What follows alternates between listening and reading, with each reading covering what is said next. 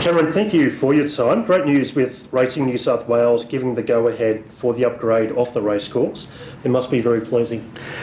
We're very happy with the latest round of news. We originally were given funding approval a couple of years ago now, back in August 2012. We've made some changes to our constitution and restructured our board, which was part of the funding approval. We have been through a lot of design and a lot of due diligence work, which has taken its course now, so we're ready to take the next step and get going. Yeah, great. Tell us about the upgrade to the track itself.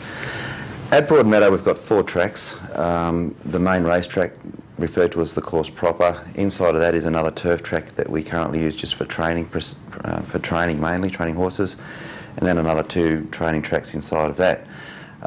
So what we're going to do with this funding, around about $10 million, is to redevelop the 2 turf tracks into what we refer to as world-class turf racing tracks. We'll have 2 race tracks at the end of it. Okay. Besides the upgrade to the surface itself, what other improvements can we expect to see? This particular funding is purely related to the tracks themselves. So Newcastle's got $10 million on the table. Money that goes out through other clubs eventually will also be specifically for racetracks in this instance, yeah. Okay. Yeah. And how long before those upgrades begin? Right now I'm this afternoon putting together a heads of agreement for our preferred tenderer. So we look like moving ahead with a company called Strathair. They've built tracks in numerous clubs across the globe, really.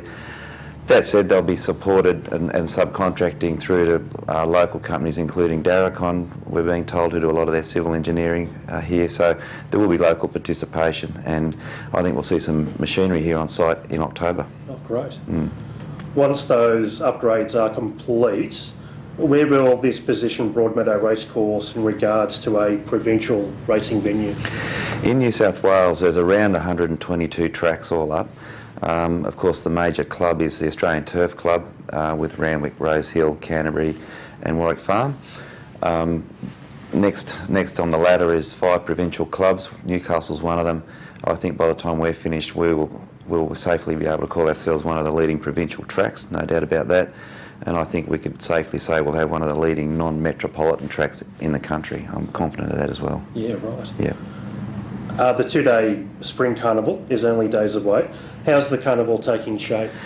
Really nicely. We've had 10 inches of rain in the last 3 weeks, so our prayers were answered, but they were answered probably a month or so ago with the start of the rain. But luckily we're seeing the sun come through now, Luke, and hoping that continues for the next week. And carnival's really shaping up well. We've got everything. Our function room's basically full. The members are showing a lot of support as well, and all we need now, as I said, is for the weather to continue and for the general public to roll up for what will be a lot of fun. Great. It always seems to be a very well supported carnival. What do you think the attraction is? I think the attraction, there are a number of things.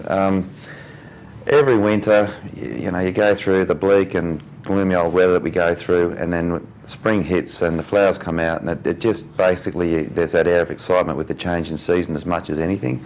So the women come out in their fashion, they come out and enjoy an opportunity for a sunny day out and a bit of fun. Spring Carnival here at Newcastle attracts some pretty special horses as well.